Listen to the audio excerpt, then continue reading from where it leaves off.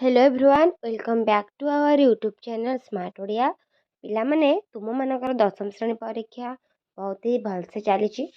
सो तुम 26 तारीख दिन हवाक जाऊँगी तुम मानकर मैथमेटिक्स एग्जाम सो तुम मानकर जमी दुईटा पेपर भलसे जाइए आशा कर मैथमेटिक्स भी समस्त बहुत ही बढ़िया हम तुम प्रिपरेशन बहुत बढ़िया से कर तो तुम प्रिपरेशन को आउ टे स्पीड अप करने तुम सब्जेक्टिव सेट नहीं आसी ठीक अच्छे तो ऑब्जेक्टिव तुमने जमा भी ओरिड होनी बिकज ऑब्जेक्टिव सेट आम आगु डिस्कसन कर सारी तुम मैंने जब से सब देखी ना आम चैनल को विजिट कर से सब देखिपर आ हाँ तुम मैंने जब कहीं नुआ अच्छे चैनल निश्चित भाव चैनल टी को सब्सक्राइब करने सहित बेल आइकन टी को ऑल रे सेट करदेव कौन है सेट कले ना तुम भिडियो नोटिफिकेशन आम जिते भी जेकोसी वीडियो अपलोड करूँ तार नोटिफिकेशन तुम पाखे जाकि पहुँच ठीक अच्छे पे सो डेरी नक भिडियोटी को स्टार्ट करवा पे तो सब्जेक्टिव तुम मैंने जमीक कि जान 50 मार्क हम आ तार टाइमिंग रम 1.5 आवर्स 1.5 घंटा टाइम ठीक अच्छे पे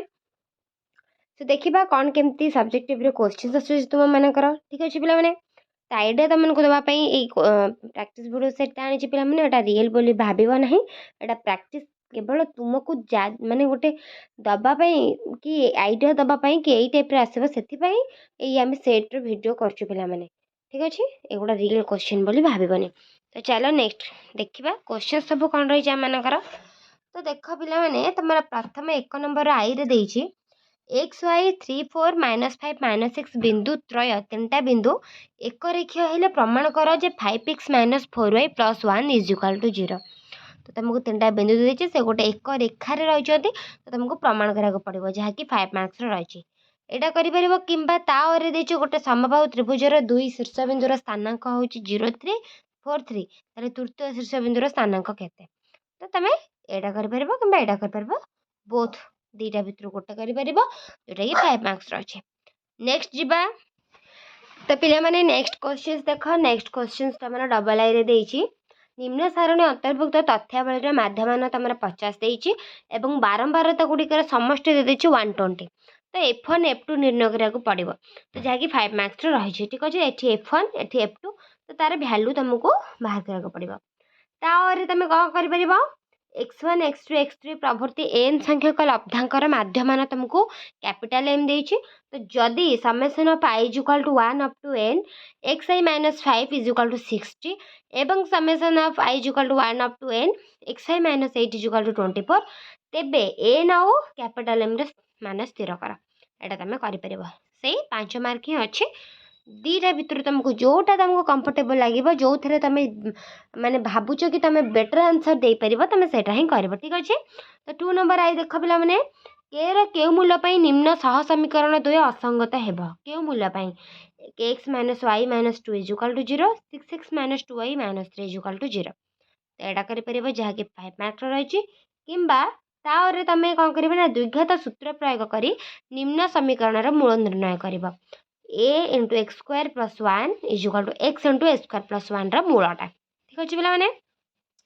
नेक्स्ट जीवा डबल आई तो पे नेक्स्ट क्वेश्चन को जीवा क्वेश्चन नंबर डबल आई उल्टे मिसेबा कौशल 25 ठारू 93 पर्यंत गणना संख्यार जोगफल निर्णय कर माने उल्टे की मिसेयापाई यही कौशल आम यहाँ कर जोटा कि 5 मार्क रही कि तुम देगी गोटे लुडु गोटी को जदि 2 थर गड़ेवा ता फलर समष्टि ग्रेटर देन इक्वल टू 10 आसबार संभाव्यता निर्णय कर तो यहाँ तुम कर दीटा भितर तुम जेकोसी गोटे कर जार मूल्य 5 मार्क्स रही देन जी 3 नंबर आई 2 3 0 5 1 y स्थानांक विशिष्ट बिंदुत्रय एक सरल रेखार रही y मान निर्णय कर तो 3टा बिंदु गोटे सरल रेखा रही तो तार y भैल्यू तुम फाइंड आउट कर जार मूल्य 5 मार्क रही किंबा तारे तुम कौन कर एक 4 छक पाखे एक खंबर शीर्ष देश में एक सीसीटीवी कैमेरा लगी उक्त कैमेरार सड़क उपर एक कार कौणिक अवनत हो 45 डिग्री तो खंबर पाद देश कार दूरता 10 मीटर हेले खंबर उच्चता केते तुम त्रिगुण मित्र आसने तो यहाँ भी तुम कर ठीक अच्छे तो नेक्स्ट जीव डबल आई गोटे वृत्तर एक स्पर्शक यार स्पर्श बिंदुगामी व्यासार्ध प्रति लंब यहाँ प्रमाण कर तार 5 मार्क्स तुम रही यहाँ कर कि तुमको तारे भी ऑप्शन दे पे गोटे वृत्तर 2टी सर्वसम चाप सह संपृक्त ज्याद्वय सर्वसम प्रमाण कर तो वृत्तर तुम 2टा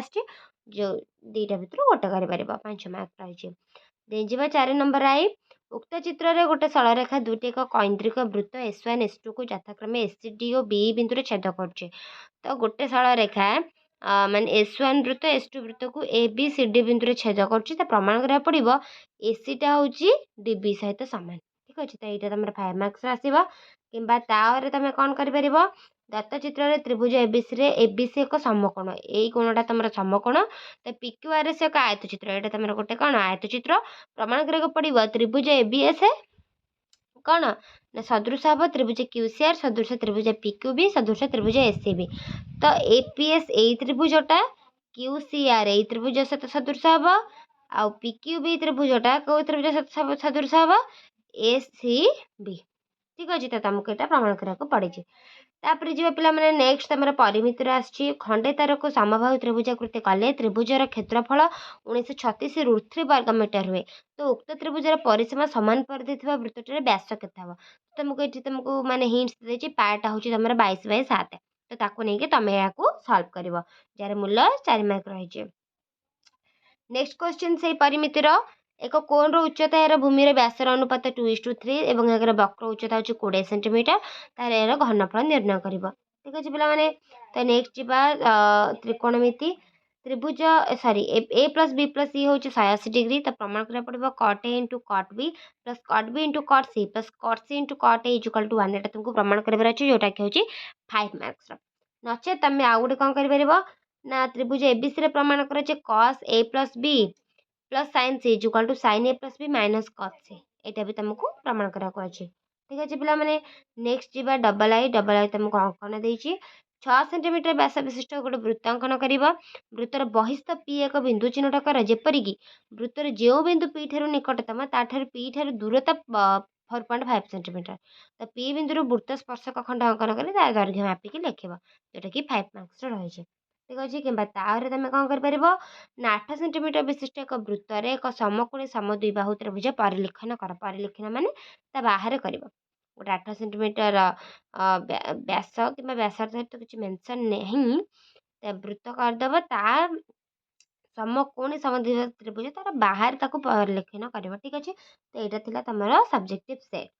सो आशा करूँ तुम मैंने भिडियो किसी बेनिफिट पाइब जदि भिडियो किसी भी भल लगे तो निश्चित भाव लाइक कर शेयर कर निज फ्रेंड्स मान सहित आ कमेंट्स भी कर तुम केमती कौन तुमको केमती लगे सब्जेक्टिव सेट आ तुम केते प्रिपेयर अच्छे एग्जाम ठीक अच्छे पे तो पुणी देखा नेक्स्ट सेट्रे से पर्यटन आम चैनल सहित जोड़ी ही रुहतु all the best for your exam practice जारी रखु पे